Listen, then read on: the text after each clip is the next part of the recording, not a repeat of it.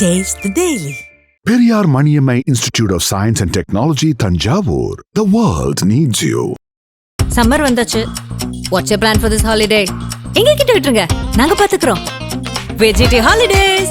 GT Holidays, South India's #1 travel brand.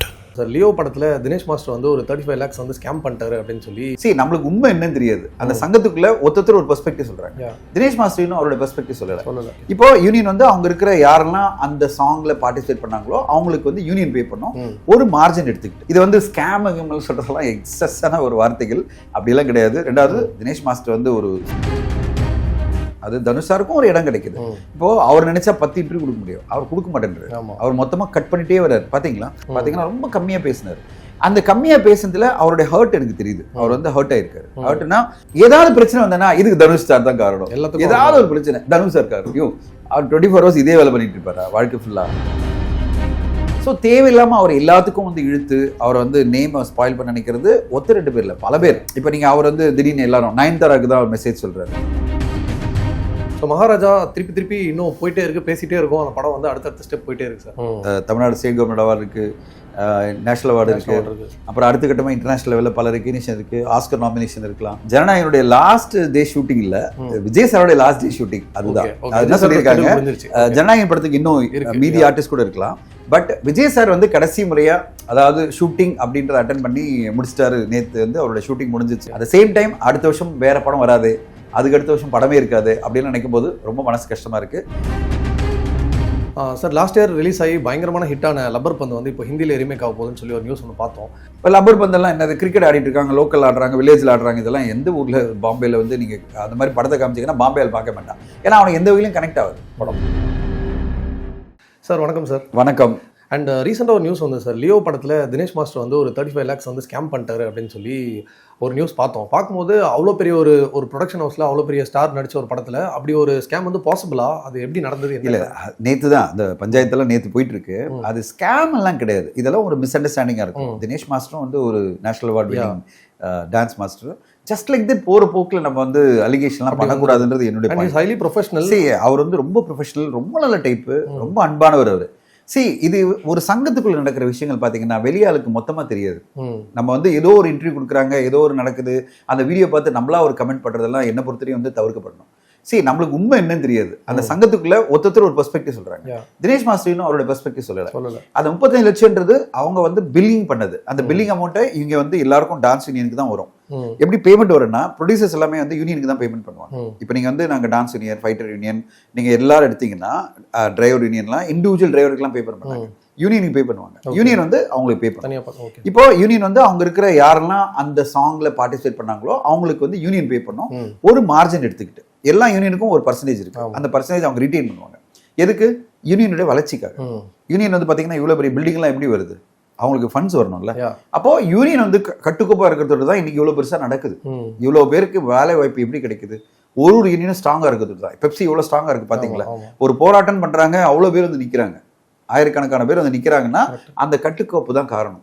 அப்போ ஒரு யூனியனா, dance யூனியன்ல அவங்க ஒரு கட்டுக்கோப்பா அதுக்கு ஒரு பில் பண்றாங்க, அந்த அமௌண்ட் வருது. அந்த அமௌண்ட்ல பேமெண்ட் பண்ணதுல ஏதோ ஒரு டிஃபரன்ஸ் ஒப்பீனியன் இருக்கு, அது வந்து அவங்க சார்ட் அவுட் பண்ணிப்பாங்க. இது வந்து ஸ்கேம் சொல்றதெல்லாம் எக்ஸஸான ஒரு வார்த்தைகள், அப்படிலாம் கிடையாது. ரெண்டாவது, தினேஷ் மாஸ்டர் வந்து ஒரு சூப்பரான மனிதர், ஒரு சூப்பரான டான்ஸ் கொரியோகிராஃபர். அவர் டான்ஸ்க்காகவே பல பேர் கொண்டாடிட்டு இருக்கிற ஒரு மாஸ்டர். அந்த சின்ன சின்ன டிஃபரன்ஸ் ஒப்பீனியனை அவர் வெகு விரைவில் தீர்த்துருவார் தான் நான் எதிர்பார்க்கிறேன். அண்ட் பாத்தீங்கன்னா அவர் பேர்ல கம்ப்ளைண்ட் பண்றவங்களும் பெரிய ஆளுங்க தான். கல்யாண் மாஸ்டர் வந்து மிகப்பெரிய மாஸ்டர், ஷோபி மாஸ்டரும் மிகப்பெரிய மாஸ்டர். இது ஏன் இவ்வளவு டிஃபரன்ஸ் ஒப்பீனியன் இவ்வளவு பெருசா வெளியில வந்துடுச்சு, எதுக்கு ஊடகங்களை இதை பத்தி பேச வச்சுட்டாங்கன்னு எனக்கு புரியல. இது வந்து அவங்க எல்லாம் ஒன்னா உட்காந்து பேசி சார்ட் அவுட் பண்ண தான் நான் எதிர்பார்க்கிறேன். And one more thing, Rajini சாருக்கு அப்புறம் விஜய் சாருக்கு அப்புறம் ஒருத்தரோட ஆடியோ லான்ச் ஸ்பீச் வந்து எல்லாரும் வெயிட் பண்ணி பார்ப்பாங்கன்னா அது தனுஷ் சார் தான் சொல்லலாம். அவர் பேசும்போது ஒரு வாட்டியும் அது ஃபயர் ஆகிடும். அன்னைக்கு 2 நாள் ஃபுல்லாக ட்ரெண்டிங்ல இருக்கும். இந்த வாட்டி வந்துட்டு அவர் ஏதோ மனசுல வச்சுட்டு சொன்ன மாதிரியே இருந்தது, தள்ளி போய் விளையாடுங்க, எதிரிங்களாம் உஷாரா இருக்கேன் அப்படின்னு. ஸோ என்ன நடந்தது, எப்படி ஆயிடுச்சு தெரியுமா? எல்லா ஆடியோ லான்ச்ல நம்ம இது ஊடகங்களை கேட்கறது என்ன தெரியுமா? யாராவது பெரிய லெவலில் ஆடியோ லான்ச் பண்ணாங்கன்னா யாரும் பேச போறாரு, என்ன வைரல் ஆகுது. ஓகே, அது தனுஷ் சார் மட்டும் இல்ல, எல்லாருமே. சூர்யா சார் என்ன பேச போறாரு, இவர் என்ன பேச போறாரு, ஓகே, கமல் சார் என்ன பேச போறாரு, இப்படிதான் நம்ம போயிட்டு இருக்கோம். ஒருத்தருக்கும் ஒரு இடம் கிடைக்கும்ல. அது தனுஷாருக்கும் ஒரு இடம் கிடைக்குது. இப்போ அவர் நினைச்சா 10 இன்டர்வியூ கொடுக்க முடியும், அவர் கொடுக்க மாட்டேன்றாரு. அவர் மொத்தமா கட் பண்ணிட்டே வராரு. பாத்தீங்களா, முன்னாடி ரொம்ப அப்ரோச்சபிளா இருந்தாரு, முன்னாடி ரொம்ப இன்டர்வியூஸும் கொடுப்பாரு, நிறைய ஊடகங்களை பேசுவாரு, எல்லாமே கட் ஆயிடுச்சு. இஸ் கோயிங் அலூஃப், அப்படியே அலூஃபா போயிட்டே இருக்காரு. அந்த ஸ்பீச்சும் பாத்தீங்கன்னா ரொம்ப கம்மியா ஸ்பீச் அவருது, பாத்தீங்கன்னா ரொம்ப கம்மியா பேசினாரு. அந்த கம்மியா பேசுனதுல அவருடைய ஹர்ட் எனக்கு தெரியுது. அவர் வந்து ஹர்ட் ஆயிருக்காரு. ஹர்ட்னா தேவையில்லாம என்னை வந்து எல்லா கான்ட்ரவர்சிலையும் இழுக்கிறீங்க, என்னை வந்து இப்படி எல்லாம் கான்ட்ரவர்சி பண்ணி என்னை பாதிக்க நினைச்சீங்கன்னா தள்ளி போய் விளையாடுங்க, என்னுடைய ஃபேன்ஸ் இருக்கிற வரையும் யாரும் ஒன்றும் பண்ண முடியாது, ஒரு செங்கல் கூட எடுத்து நகர்த்த முடியாது, எனக்கான ஃபேன் குரூப் அப்படி இருக்குன்னு. அது உண்மை. அவருக்குன்னு ஒரு ஹார்ட் கோர் லாயல் குரூப் இருக்கு. ஓகே, அந்த லாயல் ஃபேன்ஸை வந்து நீங்கள் வந்து ஜஸ்ட் லைக் தட் வந்து இப்படியெல்லாம் சொல்லி பண்ண முடியாது. நான் பார்த்துருக்கேன் பல ஃபர்ஸ்ட் டே ஃபர்ஸ்ட் ஷோவில் பார்த்தீங்கன்னா அந்த தனுஷ் சாரோட ஃபேன்ஸ் இந்த மாதிரி கொண்டாடுவாங்க நான் பார்த்துருக்கேன். ஸோ அந்த ஃபேன்ஸை வந்து நீங்கள் ஜஸ்ட் லைக் தட் ட்ரபிள் பண்ண முடியாது. ஆனால் இங்கே இருக்கிற ஊடகங்களும் சரி, இங்கே இருக்கிற பல பேரும் சரி, யூடியூப்ல பேசுகிறவங்களும் ஏதாவது பிரச்சனை வந்தேன்னா இதுக்கு தனுஷ் சார் தான் காரணம், ஏதாவது ஒரு பிரச்சனை தனுஷ் சார் காரணம். அவர் 24 hours இதே வேலை பண்ணிட்டு இருப்பாரு வாழ்க்கை ஃபுல்லாக. அவருக்குன்னு படங்கள் இருக்கு, அவர் டைரக்ட் பண்ணணும், ப்ரொடியூஸ் பண்ணணும், பிஸ்னஸை மேனேஜ் பண்ணணும், அவருடைய படங்களுடைய பிஸ்னஸ் மேனேஜ் பண்ணணும், இப்படி பல விஷயங்கள் இருக்கு. அவருக்கு இதான் வேலையா. அவர் இதை விட்டு போய் பல வருஷமாச்சு. இந்த மாதிரி ஒரு பார்ட்டி பண்றதை கூட விட்டுட்டு மொத்தமா ஃபோக்கஸ் பண்ணிட்டு இருக்காரு ஒர்க்ல. ஸோ தேவையில்லாம அவர் எல்லாத்துக்கும் வந்து இழுத்து அவரை வந்து நேம் ஸ்பாயில் பண்ண நினைக்கிறது ஒத்து 2 பேர் இல்லை, பல பேர். ஸோ அவங்க பல பேருக்கு அவர் கொடுக்குற மெசேஜ் தான் அது. என்னை வந்து வச்சு கான்ட்ரவர்சி பண்ணிட்டே இருக்காதீங்க, ஓகே, அதனால ஒன்று பாதிப்பு எனக்கு வரப்போறது இல்லை, உனக்கு ஒன்றா வியூஸ் கிடைக்கும், பட் எனக்கு எதுவுமே பிரச்சனை இல்லைன்றாரு. அப்போ அதை தெரிஞ்சுக்கிட்டு வாய மூடிட்டு போகணும். உண்மை இருந்தால் பேசலாம். இவரால் ஒரு விஷயம் நடந்தது அப்படின்னு உங்களுக்கு ஆதாரப்பூர்வமாக விஷயம் தெரியும்னா நீங்கள் பேசுறது தப்பு கிடையாது. ஆனால் கிடைச்சா போகிறோம், ஒரு வாய்ப்பு கிடைச்சா போகிறோம், இவர் தான் காரணம், அவர் தான் காரணம் சொல்லி ஒருத்தர் காயப்படுத்துறது கண்டிப்பாக அவாய்ட் பண்ண வேண்டிய ஒரு விஷயமா பார்க்குறேன். பட் அட்லீஸ்ட் இது பிறகாவது அவாய்ட் பண்ணால் நல்லாயிருக்கும். அதை வச்சு திருப்பி எதுவும் பண்ணாமல் இருந்தால் நல்லாயிருக்கும். இதை வச்சு விட்டாருன்னா நல்லாயிருக்கும். சரி, இப்போ நீங்கள் அவர் வந்து திடீர்னு எல்லாரும் நயன்தாராக்கு தான் மெசேஜ் சொல்கிறாரு. நயன்தாரா வந்து அது வந்து இவங்க 2 பேருக்கு மத்தியான ஒரு பிஸ்னஸ் இஷ்யூ. பாடலை யூஸ் பண்ணாங்க, அதாவது அந்த ஒரு சீனை யூஸ் பண்ணாங்கன்னு சொல்லிட்டு ஒரு கோர்ட்டில் கேஸ் இருக்கு. அது வந்து நயன்தாரா எங்கேயுமே அதை சொல்லலையே. அவங்களும் அது பிறகு வந்து அவங்க மூவ் பண்ணிட்டாங்க. அவங்க வந்து ஒரு நோட்டீஸ் கொடுத்தாங்க, அவங்க ஒரு லெட்டர் ஒரு எக்ஸ்பிளனேஷன் கொடுத்தாங்க, இவர் ஒரு இது பண்ணாரு, அதோட முடிஞ்சிடுச்சு. ஸோ அது கோர்ட்டில் இருக்கு. அது கோர்ட் ஜட்மெண்ட் வர வரையும் 2 பேரும் வெயிட் பண்ணுறாங்க. அப்படி இருக்கும்போது நீங்கள் எதுக்கு திடீர்னு கண்டுபிடிச்ச மாதிரி நயன்தாராக்கு தான் இது சொல்லியிருக்காரு? ஐயோ, அவர் இங்கே சொன்னார், அவர் அப்படியெல்லாம் சொல்லவே இல்லை. அவர் வந்து என்ன சொல்றாரு, பல பேர் பேசிட்டு இருக்கீங்களா, அவங்களுக்கெல்லாம் ஒரு தகவலாக சொல்றாரு. அப்படி பார்க்கணுமே தவிர இது நயன்தாராக்காக சொன்ன பதில் அப்படின்னு ஒரு தம்ப்நெயில் போடும்போது நான் நினைச்சேன் எல்லாருக்கும் இதான் வேலையா போச்சு, எப்படியாவது ஒரு வியூஸ் கொண்டு வரதுக்கு வந்து ஒருத்தரை போட்டு ஆகணும், ஒரு கமெண்ட்டை சொல்லி ஆகணும்னு நினைக்கிறாங்க. முடியலப்பா. வெற்றிமாறன் சார் ப்ரொடக்ஷன்ல வர அடுத்த படம் மனுஷி. அந்த படத்துக்கு வந்து சென்சார் போர்டு வந்துட்டு தள்ளி வச்சிருக்காங்க, அவர் ஒத்தி வச்சிருக்காங்க அப்படின்னு சொல்றாங்க. வெற்றிமாறன் சார் வந்து எடிட் பண்றது கூட ரெடியா இருக்கேன், ஆனா என் படத்தை வந்து சென்சார் பண்ணுங்க அப்படின்னு சொல்லி கேட்டுட்டு இருக்காரு. அவர் படங்களுக்கு திருப்பி பிரச்சனை வந்துட்டே இருக்கு. இந்த மாதிரி அவர் படங்கள் எல்லா படங்களுக்கும் வரல. நீங்க பாத்தீங்களா, விடுதலை 1, விடுதலை 2 அப்படிலாம் பிரச்சனையே இல்லையே, எந்த பிரச்சனையும் கிடையாது. இப்போ மனுஷி என்ற படத்துல வந்து சொல்லப்பட்ட சில விஷயங்கள் வந்து ஒரு அரசாங்கத்துக்கு எதிராகவோ இல்ல ஒரு சமுதாயத்துக்கு எதிராகவும் இருக்கும்போது இது என்ன மாதிரி ஒரு அன்ரெஸ்ட், அதாவது ஒரு டிஸ்டர்பன்ஸை கிரியேட் பண்ணும் அப்படின்னு வரும்போது சென்சர் போர்ட் டிசைட் பண்ணுது. இல்ல எங்களால சென்சர் பண்ண முடியாது. அப்போ சென்சர் போர்ட் டிசைட் பண்ணா டசன்ட் மீன் தட் ஸ்டாப் கிடையாது. இது ரிவைசிங் கமிட்டி போகலாம். இப்போ பல லெவல்ஸ் இருக்கு. இப்போ நீங்க வந்து ஒரு சென்சர்ல என்னென்ன லெவல்ஸ் இருக்குன்னு சொல்லுவாங்க. இப்போ நீங்க வந்து இந்த இதுல ஒத்துக்கல வச்சுங்களேன், நீங்க டக்குன்னு வந்து ரிவைசிங் கமிட்டி போகலாம். இப்போ ரிவைசிங் கமிட்டியில ஒரு 10 பேர் பார்ப்பாங்க. அந்த 10 பேர்ல பாத்தீங்கன்னா இப்போ இந்த சவுத்ல பாத்தீங்கன்னா ஜீவிதா ராஜசேகர் மேம் தான் இன்சார்ஜ். ஜீவிதா மேம் உங்களுக்கு தெரியும், இந்த ரஜினி சாரோட இந்த படத்தை நடிச்சாங்க. ஓகேங்களா, இப்போ ஜீவிதா மேடம் தலைமையில ஒரு 10 பேர் கொண்ட குழு பார்ப்பாங்க. அந்த ரிவைசிங் கமிட்டியும் வந்து ரிஜெக்ட் பண்ணாங்க வச்சுங்க. இந்த கான்செப்ட் வந்து இந்த சமுதாயத்துல ஒரு டிஸ்டர்பன்ஸை கிரியேட் பண்ணும், தேவையில்லாத ஒரு பிரச்சனை உண்டாக்கும், ஒரு 2 சமுதாயம் மத்தியில ஒரு கான்ஃபிளிக்டை உருவாக்கும் அப்படின்னு அவங்க டிசைட் பண்ணா அந்த படத்தை வந்து எங்களுக்கு சென்சர் பண்ண முடியாது சொல்றது உரிமை இருக்கு. ஓகே, ஏன்னா ஒரு படைப்பு என்பது வந்து ஒரு சமுதாயத்துல பிரச்சனை உண்டாக்கக்கூடாது, கருத்து சொல்லலாம். ஓகே, ஆனா பிரச்சனை உண்டாக்குற மாதிரி ஒரு கருத்து சொல்லக்கூடாது. பிரச்சனை உண்டாக்குற மாதிரினா நீங்க சொல்ற ஒரு கருத்து வந்து ஒன் சைட் பாயிண்ட் ஆஃப் இருந்து வச்சுங்க. ஒன் சைட்னா உங்க தரப்பு நியாயம் மட்டும் தான் இருக்க தவிர அடுத்த தரப்பு நியாயம் இல்லைன்னு வச்சுங்க. அப்போ அதுல வந்து பிரச்சனை உண்டாகும். ஏன்னா அடுத்த தரப்பு பாதிக்கப்படும், எதிர் சைட்ல பாதிச்சு அவங்க ஹர்ட் ஆவாங்க. அப்போ அவங்க ரியாக்ஷன் பண்ணுவாங்க. ரியாக்ஷன் பண்ணும்போது என்ன ஆகும், பிரச்சனை அதிகமாகும். அப்போ ரிவைசிங் கமிட்டியும் வந்து நோ சொன்னாங்க வச்சுங்களேன். இதனால இப்போ அடுத்ததான் உங்களுக்கு என்ன இருக்குன்னா, you can go to tribunal. Okay, பாம்பேல ட்ரிபியூனல் இருக்கு. ஓகே, இப்போ நீங்க வந்து சென்சர் போர்டு பாம்பேல ட்ரிபியூனலுக்கு அப்ளை பண்ணலாம். இது 3வது ட்ரிபியூனல். ட்ரிபியூனல் வந்து சென்ட்ரல் ட்ரிபியூனல். ஓகே, அந்த சென்ட்ரல் ட்ரிபியூனல் நீங்க போய் அப்ளை பண்ணும்போது அவங்க எல்லாரும் கொண்ட கமிட்டி, அதாவது தமிழும் தெரிஞ்சவங்க, ஹிந்தியும் தெரிஞ்சவங்க எல்லாருமே பார்ப்பாங்க, சப்டைட்டிலோட அந்த படத்தை பார்ப்பாங்க ட்ரிபியூனல் பாம்பேல. இப்போ ட்ரிபியூனலும் நோ சொன்னாங்க வச்சிங்களேன், உங்களுக்கு 4வது ஒரு வழி இருக்குது, சுப்ரீம் கோர்ட். சுப்ரீம் கோர்ட் என்ன சொல்லுதுன்னா, ட்ரிபியூனல் ரிஜெக்ட் பண்ண படத்தை சுப்ரீம் கோர்ட்டில் நீங்கள் வந்து அப்ளை பண்ணலாம். இந்த மாதிரி என் படத்தை வந்து நீங்கள் பேன் பண்ணியிருக்காங்க, அதாவது censor board, revising committee, tribunal 3மே பேன் பண்ணதுட்டு நீங்கள் வந்து சுப்ரீம் கோர்ட் எனக்கு வந்து ரிலீஸ் பண்ணி கொடுங்கன்னா சுப்ரீம் கோர்ட் பார்க்கும். சுப்ரீம் கோர்ட் டீம் ஒன்று அப்பாயின்ட் பண்ணிட்டு அவங்க ஜட்ஜு எல்லாரும் பார்ப்பாங்க, அவங்க ரிலீவ் பண்ணி அந்த படத்தை ரிலீஸ் பண்ணுறதுக்கான உரிமை இருக்குது. ஓகே. ஸோ இத்தனை ஸ்டெப்ஸ் இருக்கு. அதனால இப்போதைக்கு அவர் சொன்னது வந்து இங்கே வந்து என் படத்துக்கு வந்து சென்சர் கொடுக்கல அப்படின்னு சொல்லியிருக்காரு. தவிர அடுத்த கட்டமாக அவங்க என்னென்ன முயற்சிகள் எடுக்கிறாங்க, எப்படி இந்த படத்தை கொண்டு போறாங்க ரிலீஸ்க்கு அப்படின்னு நம்ம தெரியாது. அதாவது இப்போ நீங்க வந்து ராஜீவ்காந்தி அவர்களுடைய மர்டர் பத்தி ஒரு படம் வந்துல்ல, ஆர்கே செல்வமணி சார் படம், அந்த படம் இப்படிதான் போச்சு. பல இதில் போய் கடைசியில் சுப்ரீம் கோர்ட்ல போயிட்டு கோர்ட்ல போய் கடைசியில் கோர்ட் ரிலீவ் பண்ணும்போது 11 வருஷம் ஆயிடுச்சு. ஓகே.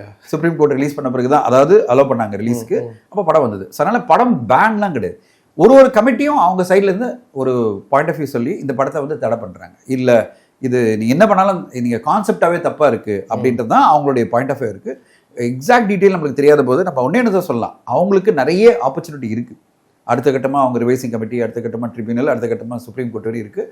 கண்டிப்பாக ஏதாவது வகையில் நீங்கள் கொண்டு போயிட்டு படத்தை ரிலீஸ் பண்ண முடியும், அதுக்கான வழிகள் இருக்குது. Okay. And finally one more recognition for Tamil சினிமான்னு சொல்லலாம். மகாராஜா படம் வந்து ரிலீஸ் ஆகும்போது ஒரு பெரிய அதிர்வலை ஏற்படுத்துச்சு. அதுக்கப்புறமா நெட்ஃப்ளிக்ஸில் வந்து நிறைய பேர் வாட்ச் பண்ணாங்கன்னு சொல்லி ஒரு ரெக்கார்ட் வந்தது. அதுக்கப்புறம் நிறைய ஐடென்டிஃபிகேஷன் கிடச்சிட்டே இருந்தது. இப்போ வந்து ரீசெண்டாக பேர்ட்மேன்லாம் எடுத்த அலெக்சாண்டர் வந்து நித்திலன் சாரை வீட்டுக்கே கூப்பிட்டு விஷ் பண்ணியிருக்காரு. ஸோ மகாராஜா திருப்பி இன்னும் போயிட்டே இருக்குது, பேசிகிட்டே இருக்கும். அந்த படம் வந்து அடுத்தடுத்த ஸ்டெப் போயிட்டே இருக்குது சார். அதை பற்றி இப்போ நல்ல படத்துக்கு வந்து அங்கீகாரங்கள் கண்டினியூஸாக கிடைக்கின்றதுக்கு ஒரு உதாரணம் இது வந்து இப்போ பிகினிங் தான். நிதிலன் கிடைச்சது பிகினிங் தான். இன்னும் நிறைய அவார்டு இருக்குது. தமிழ்நாடு ஸ்டேட் கவர்மெண்ட் அவார்டு இருக்குது, நேஷனல் அவார்டு இருக்குது, அப்புறம் அடுத்த கட்டமாக இன்டர்நேஷனல் லெவலில் பல ரெகக்னிஷன் இருக்குது, ஆஸ்கர் நாமினேஷன் இருக்கலாம், இப்படி பல விஷயங்கள் இருக்குது. ஸோ அதனால் என்னை பொறுத்தவரை வந்து இந்த கதைக்கான கிடைச்ச ஒரு மரியாதையை நான் பார்க்குறேன். இன்டர்நேஷனலி வந்து ஒரு universal subject, it is not a nativity subject கிடையாது. ஒரு யூனிவர்சல் சப்ஜெக்ட் கிடைச்ச ஒரு அங்கீகாரமாக பார்க்குறேன். இது தொடர்ந்து நடக்கணும். அந்த படத்துக்கான பல மடங்கு மரியாதைகள் வரும் தான் எதிர்பார்க்குறேன். ஆல்ரெடி வணிக ரீதியில் மாபெரும் வெற்றி. இது எல்லாமே அடுத்தடுத்து கிடைக்கிறது எல்லாமே அது அதனுடைய ரெக்கக்னிஷனாக பார்க்குறேன். அண்ட் சார், ஜனநாயகன் விஜய் சாரோட லாஸ்ட் படம் எல்லாருமே வந்து பயங்கரமான ஒரு எக்ஸ்பெக்டேஷனில் இருக்காங்க. அந்த படத்தோட ஷூட்டிங் வந்து கம்ப்ளீட் ஆயிடுச்சு. ஸோ அந்த படத்தை பற்றி, ஜனநாயகனுடைய லாஸ்ட் டே ஷூட்டிங் இல்ல, விஜய் சாரோட லாஸ்ட் டே ஷூட்டிங். அதுதான் என்ன சொல்லியிருக்காங்க. ஜனநாயகன் படத்துக்கு இன்னும் மீதி ஆர்டிஸ்ட் கூட இருக்கலாம். பட் விஜய் சார் வந்து கடைசி முறையா, அதாவது ஷூட்டிங் அப்படின்றத அட்டன் பண்ணி முடிச்சிட்டாரு. நேத்து வந்து அவரோட ஷூட்டிங் முடிஞ்சிச்சுன்னு சோஷியல் மீடியா தகவல் வருது. ஆக்சுவலி நேத்தா முந்தா நாள் நமக்கு தெரியாது, பட் நேத்து இருக்கலாம். ஏன்னா நேத்து திங்கட்கிழமை, சண்டே இருந்திருக்காது. சண்டே அவர் வரமாட்டாரு. ஸோ மண்டே அன்னைக்கு கண்டிப்பா லாஸ்ட் டே ஷூட்டிங் இருந்திருக்கலாம். உண்மையிலே ஒரு 33 வருஷம் தமிழ் சினிமாவில் டாமினேட் பண்ண ஒரு ஹீரோ சினிமா விட்டு போறதுன்னு பார்க்கும்போதே ரொம்ப மனசு கஷ்டமா இருக்கு. ஏன்னா is a greatest entertainer. Tamil சினிமாவில் ஒரு பெரிய என்டர்டெய்னர் அவர். ஸோ எப்படி ரஜினி சார் நம்மளை வந்து மிகப்பெரிய லெவலில் இத்தனை படங்களை என்டர்டெயின் பண்ணாரோ, அதே மாதிரி குறுகிய காலத்தில் 68-69 படத்திலேயே வந்து இவ்வளோ என்டர்டெயின் பண்ணியிருக்கிற ஒரு நடிகர் பார்த்தீங்கன்னா அது விஜய் சார். அவருக்கான ஃபேன் ஃபாலோயிங் அவ்வளோ பெருசாக இருக்குது. இவ்வளோ பெரிய அங்கீகாரம், இவ்வளோ பெரிய குளோபல் மார்க்கெட், குளோபல் லெவலில் மார்க்கெட், ஓவர்சீஸ் லெவலில் பெரிய மார்க்கெட், கேரளா, கர்நாடகா, ஆந்திரா அப்படின்னு தமிழ்நாடு ஃபுல்லாக பெரிய லெவலில் பெஞ்ச் மார்க்கை பாக்ஸ் ஆஃபீஸில் கிரியேட் பண்ண ஒரு நடிகர். அவர் திடீர்னு எதுவுமே வேண்டாம், எனக்கு சினிமா வேண்டாம், நான் வந்து அரசியல் தான் என்னோட ஃபோக்கஸ், இந்த நாட்டு மக்களுக்கு நான் நல்லது பண்ணணும்னு நினைக்கிறேன், எனக்குன்னு ஒரு கொள்கை இருக்குது, கோட்பாடு இருக்குது, இதை நான் அதை வந்து எஸ்டாப்ளிஷ் பண்ணுறதுக்கு நான் அரசியல் வரப்போற சொல்லும் பார்ப்பதே ஆச்சரியமா இருக்கு. நான் வந்து பல இன்டர்வியூல சொன்ன ஒரே விஷயம் என்னன்னா, அவருக்கு இன்னும் நிறைய வயசு இருக்கு, இன்னும் 10 வருஷ காலம் இங்கே இருக்கலாமே, அது மூலமா தமிழ் சினிமாவுக்கு ஒரு 20 படம் வரும், தமிழ் சினிமாவோட எல்லைகள் இன்னும் விரிவடையும், அவர் மூலமா ஒரு 1000 crore பாக்ஸ் ஆஃபீஸ் எல்லாம் வர முடியும். ஏன்னா அப்படிப்பட்ட ஒரு மாஸ் என்டர்டெய்னர் அவர், குடும்பமா ரசிக்கிற ஒரு நடிகர். அப்படிப்பட்ட நடிகர் ஏன் சினிமா விட்டு போகணும், சினிமாலே இருந்துட்டு அரசியல் இருக்கலாமே, இப்படியெல்லாம் நான் நினைச்சு நான் சொல்லியிருக்கேன்.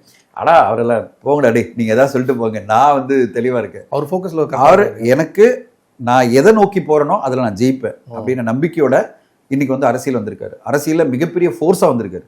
எப்படின்னா ஆல் இண்டியா லெவலில் சர்வே பண்ணும்போதெல்லாம் அவர் வந்து டாப்ல வந்து நிற்கிறார், டாப் 3ல நிற்கிறார். டாப் 3ல நிற்கிறதுலாம் பெரிய சாதனை. இப்போ டாப் 3னா ஒரு ஆளுங்கட்சி, எதிர்கட்சி, அடுத்தவா இவர் நிற்கிறார், அது பிறகுதான் மீதி பேர்ல நிற்கிறாங்க. அப்போ எவ்வளவு பெரிய ஒரு எக்ஸ்பெக்டேஷன் பாருங்க. அவரை பத்தி இவ்வளவு பெரிய எக்ஸ்பெக்டேஷன் மக்கள் மத்தியில் இருக்கிறது தான் டாப் 3ல ஓட்டிங் ஷேர்ல எங்க பார்த்தாலும் எல்லா சர்வேல வந்து நிற்கிறார். இது எப்படி போய் மாறப்போகுது? நெக்ஸ்ட் இயர் வந்து மே மாதம் எலெக்ஷன் முடிஞ்ச பிறகு என்ன பொசிஷனில் வந்து நிற்க போறாரு, அவர் பவர்ஃபுல்லான பொசிஷன் நிற்க போறாரா, இல்லை ரூலிங்காக வந்து நிற்க போறாரா, எல்லாம் மக்கள் கையில் தான் இருக்கு. ஆனால் தமிழ் சினிமாவுக்கு ஒரு மிகப்பெரிய லாஸாக பார்க்குறேன். அவர் வந்து சினிமா விட்டு போகும்போது ஒரு இமோஷனலான மூமெண்ட்டாக பார்க்குறேன். ஆனால் அவர் என்ன பண்ணாலும் அவருடைய இதில் வந்து ஜெயிச்சிட்டே இருப்பார். அதான் அவர் விஜய் அவர். ஸோ அவர் வந்து விஜயா வந்து மீண்டும் அரசியலும் அவருடைய ஒரு வெற்றிகள் வரணும் தான் நம்ம வாழ்த்து சொல்லணும். ஆனால் சினிமாவுக்கு ஒரு மிகப்பெரிய லாஸ், தமிழ் சினிமாவுக்கு ஒரு மிகப்பெரிய லாஸ். அது ஜனநாயகன் வந்து ஒரு பெஞ்ச்மார்க் கலெக்ஷனை பண்ணி தான் முடிக்குன்ற எதிர்பார்ப்பில் தான் நான் காத்திருக்கேன். அட் த சேம் டைம் அடுத்த வருஷம் வேற படம் வராது, அதுக்கு அடுத்த வருஷம் படமே இருக்காது அப்படின்னு நினைக்கும் போது ரொம்ப மனசு கஷ்டமாக இருக்குது. பட் ஆனால் விஜய் சாருக்கு நம்ம எல்லாரும் வாழ்த்து சொல்லணும். அதாவது எவ்வளோ தைரியமாக, எவ்வளோ கான்ஃபிடென்ட்டாக, நான் வந்து சம்பளத்தெல்லாம் விட்டுருங்க, என்னை எல்லா லட்சக்கணக்கான பேர் ரசிக்கிறாங்க, இருந்தாலும் நான் அரசியலுக்கு வந்து சேவை பண்ண போகிறேன்னு வராரு பார்த்தீங்களா, அந்த எண்ணத்துக்காக நம்ம வாழ்த்து சொல்லணும். அவருடைய எண்ணங்கள் போல அவருடைய வாழ்க்கையும் அமையணும், அவருடைய பயணம் வந்து அரசியலில் மிகப்பெரிய சக்ஸஸ் அமையணும் வாழ்த்து சொல்லணும். சார், லாஸ்ட் இயர் ரிலீஸ் ஆகி பயங்கரமான ஹிட்டான லப்பர் பந்து வந்து இப்போ ஹிந்தியில் ரீமேக் ஆக போகுதுன்னு சொல்லி ஒரு நியூஸ் ஒன்று பார்த்தோம். நிறைய படங்கள் வந்து இங்கேருந்து ஹிந்தி போகும்போது அது பேஸ் வந்து அங்கே மிஸ் ஆகிடுது, அதோட அந்த நேட்டிவிட்டியும் அந்த கனெக்டிவிட்டியும் மாறிடுது. லப்பர் பந்து அங்கே ஒரு பெஞ்ச் மார்க்காக இருக்குமா? அது வந்து படித்தேன் நான். ஷாருக் கானே வந்து நான் பண்ணணும் அப்படின்னு ஆசைப்பட்டேன், ஷாருக் கான் சார் சொன்னாங்க. எனக்கு வந்து இதில் உடன்பாடே இல்லை. சில படங்கள் வந்து நம்ம ஊருக்கான படங்கள், இப்போ நம்ம ஊரில் கிராமத்தில் நடக்கிற ஒரு விஷயத்த, நம்ம ஊரில் வந்து கல்லி கிரிக்கெட்டு, ரோட் கிரிக்கெட்டு, இதெல்லாம் வந்து அந்த ஊரில் கிடையாது. அது வந்து ஒரு நகரம், அங்கே வந்து வேற மாதிரியான ஆடியன்ஸு, எல்லா படங்களையும் வந்து ரீமேக் பண்ண முடியாது. ஓகேங்களா? மகாராஜா ரீமேக் பண்ணலாம். மகாராஜா ரீமேக்னா யூனிவர்சல் தீம். லப்பர் வந்து நேட்டிவிட்டி சப்ஜெக்ட். ஓகேங்களா? இப்போ டூரிஸ்ட் ஃபேமிலி எப்படி அங்கே போய் பண்ண முடியும்? கரெக்ட். டூரிஸ்ட் ஃபேமிலி வந்து நம்ம ஊரில் ராமேஸ்வரம் தான் ஒருத்தர் வந்திருக்காரு, இதை எப்படி போய் ரீமேக் பண்ணுவீங்க? எங்கேருந்து வராரு சொல்லுவீங்க? பாகிஸ்தான்லேருந்து வராரு சொல்லுவீங்களா? என்ன சொல்லுங்க? அந்த மாதிரி தான் இது இருக்கு. இல்லை பங்களாதேஷில் வர சொல்லுங்க, பங்களாதேஷ் எப்படி வர முடியும்? ரோட்லேயே வரலாம். பங்களாதேஷ் கடல் வரணும்னு அவசியமே கிடையாது. அப்போ கான்செப்டாவே மாறுது இல்லை. டூரிஸ்ட் ஃபேமிலி தான் நம்ம நேட்டிவிட்டி படம், லப்பர் வந்து நம்ம நேட்டிவிட்டி படம். ஓகேங்களா? ஸோ ஒரு படமும் நம்ம நேட்டிவிட்டி படம். இதே வந்து டிராகன் வந்து ஹிந்தியில் பண்ணலாம், பிரச்சனையே கிடையாது. டிராகன் வந்து எல்லா ஊர்லயும் நடக்கிற யங்ஸ்டர்னுடைய பிரச்சனை. அது யங்ஸ்டர் இப்படி எல்லாம் பண்றாங்க அப்படின்னும் போது அது யூனிவர்சலான சப்ஜெக்ட். இங்கே பல பேருக்கு புரியாத விஷயம் வந்து ஒரு லாங்குவேஜ்ல ஒரு படம் ஹிட்ன்றதால அங்கே ஓடிடும் நினைக்கிறதுலாம் வந்து லாஜிக்கே கிடையாது. நீங்க எடுத்து பாருங்களேன், இங்க சூரரை போட்டு ஒரு பெஞ்ச் மார்க்கான ஐகானிக்கான படம் ஹிந்தியில் என்னாச்சு? சரியா போல, இந்த அளவுக்கு போல. ஓகே, விக்ரம் வேதா என்னாச்சு? சரியா போல. ஹிந்தியில சரியா போல. இப்படி சொல்லிட்டே வரலாம். உதாரணம் சொல்லிட்டு ஜிகர்தண்டா எடுத்தாங்க. ஜிகர்தண்டா என்னாச்சு? அக்ஷய் குமாரே நிறைய படம் பண்ணியிருக்காரு. என்னாச்சு? எதுவுமே அந்த அளவுக்கு ஏன் போல? ஏன்னா நம்ம ஊருக்கான ஒரு நேட்டிவிட்டி சப்ஜெக்டோட வர, அதாவது நேட்டிவிட்டி ஃபிளேவரோட வர படங்களுக்கு நம்ம ஊர் மட்டும் தான் அப்பீல் வரும். நீங்க அதை கூட போய் அங்கே நிறுத்தினீங்கன்னா ஒண்ணுமே கிடைக்காது. இதை புரிஞ்சுக்கிட்டா நல்லா இருக்கும். எல்லாருக்கும் என்னன்னா டெர்த் ஆஃப் கண்டென்ட் அப்படின்வாங்க. கண்டென்ட் இல்ல, ஷார்ட் ஷார்ட்டா ஒரு கண்டென்ட் கிடைக்குது இல்ல, ஹிட் படம், அந்த படத்தை கொண்டு வந்து பண்ணிடலாம் அப்படின்னு நினைக்கிறது வந்து என்ன பொறுத்தவரையும் இது வந்து தவிர்க்கப்பட வேண்டிய விஷயமா பாக்குறேன். ஏன்னா இது வந்து கண்டிப்பா ஃபெயிலியருக்கான ஒரு ஸ்டெப் தான். நீங்க வந்து கதையே இல்லைன்றதுக்காக நீங்க வந்து ஏதோ கிடைச்ச கதையெல்லாம், ஹிட்டான கதையெல்லாம் கொண்டு போய் பண்றது வந்து வேஸ்ட். அதுக்கான ஒரு நேட்டிவிட்டி இருக்கணும், அந்த ஊருக்கான ஒரு அப்பீல் ஒன்று இருக்கணும். எப்படி மகாராஜா வந்து யூனிவர்சல் ஏன் சொல்றேன், இது வந்து சவுத்து கதையே கிடையாது, யார் வேணா பார்க்கலாம். ஒரு அப்பா மகனுக்கான கதை, மகளுக்கான கதை, அது யாருனாலும் பண்ணலாம். திருஷ்யம் இது நேட்டிவிட்டியே கிடையாது, அது வந்து அப்பா குடும்பத்துக்கான கதை. அது எல்லா ஊர்லயும் அப்பா வந்து குடும்பத்தை காப்பாற்றணும்னு போராடுவார் அப்படின்ற கதை வந்து நீங்க எடுக்கலாம். இப்போ லப்பர் பந்தெல்லாம் என்னது, கிரிக்கெட் ஆடிட்டு இருக்காங்க, லோக்கல் ஆடுறாங்க, வில்லேஜில் ஆடுறாங்க, இதெல்லாம் எந்த ஊர்ல பாம்பேல வந்து நீங்க அந்த மாதிரி படத்தை காமிச்சிங்கன்னா பாம்பேல பார்க்க வேண்டாம். ஏன்னா அவனுக்கு எந்த வகையிலும் கனெக்ட் ஆகுது படம். ஸோ இதை புரிஞ்சுக்கிட்டாங்கன்னா நல்லது. இல்லைன்னா வந்து நீங்கள் டெஸ்பரேட்டாக ஏதாவது படத்தை ரீமேக் பண்ணணும், ஏதாவது ஹிட் ஆயிடுச்சுல பெஞ்ச்மார்க் படம், இது உடனே ரீமேக் பண்ணிடலாம் அப்படின்னு வாங்குறது வந்து ஒரு முட்டாள்தனமாக டெசிஷனாக மாறிட்டு தான் நான் எதிர்பார்க்குறேன். கண்டிப்பாக sir. Thank you sir, thank you for your time. Thank you.